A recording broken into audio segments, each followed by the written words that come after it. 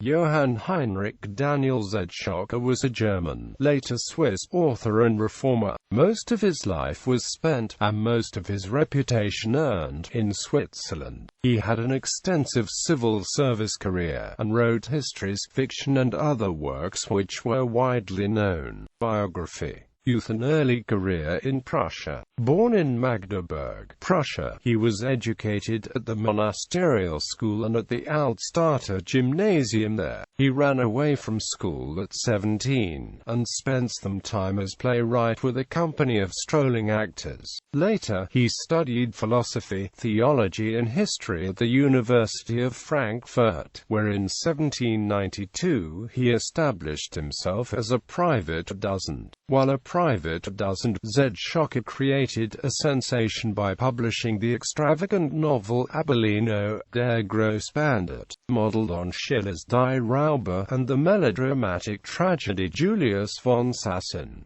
Moved to Switzerland, the Prussian government declined to make him a full professor, and in 1796 Zschokke settled in Switzerland, where he conducted an educational institution in the castle of Reichenau. The authorities of Graubünden granted him citizenship, and in 1798 he published his Geschichte des Freistaats der Drei-Bund im Hohen Rheinischen. The political disturbances of this year compelled him to close his institution.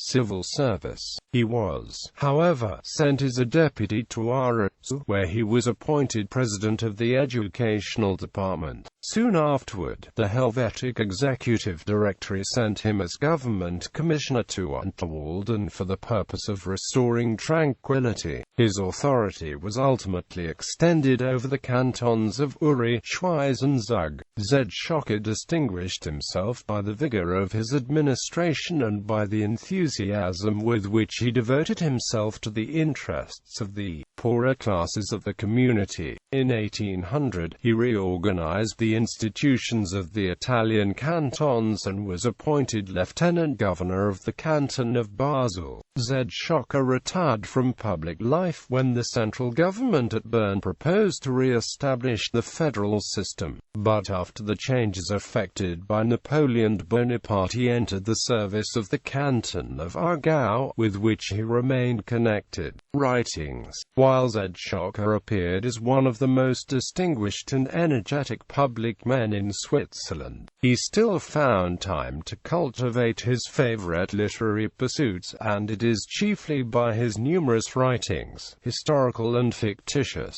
that he became known to the world at large. In 1801, he attracted attention by his Geschichte vom Kampfbund und Untergang der Schweizerischen Bürger und Waldkanton. Through his popular Schweizerbote, the publication of which began in 1804, he exercised a wholesome influence on public affairs, and the like may be said of his Misellen für die Neueste Weltkunde, issued from 1807 to 1813.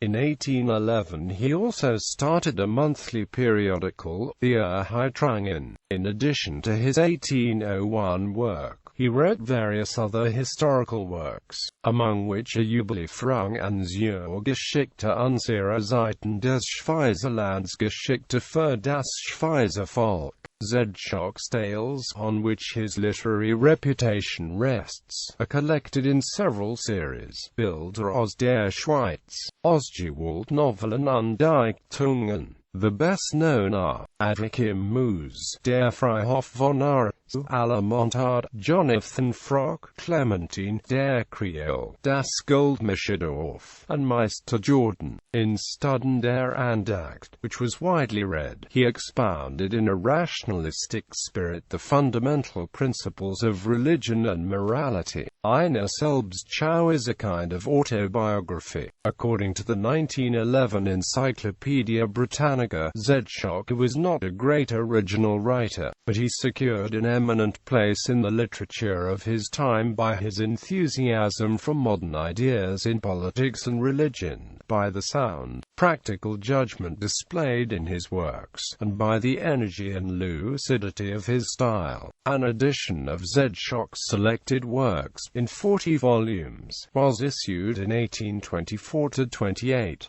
In 1851–54 an edition in 35 volumes was published. A new edition of the Novellen was published by Vogtland in 12 volumes. Later life. In his later years, Zschokke traveled regularly to Überlingen im Bodensee to enjoy the waters at the city's park. He died at his country house of Blumenholder on the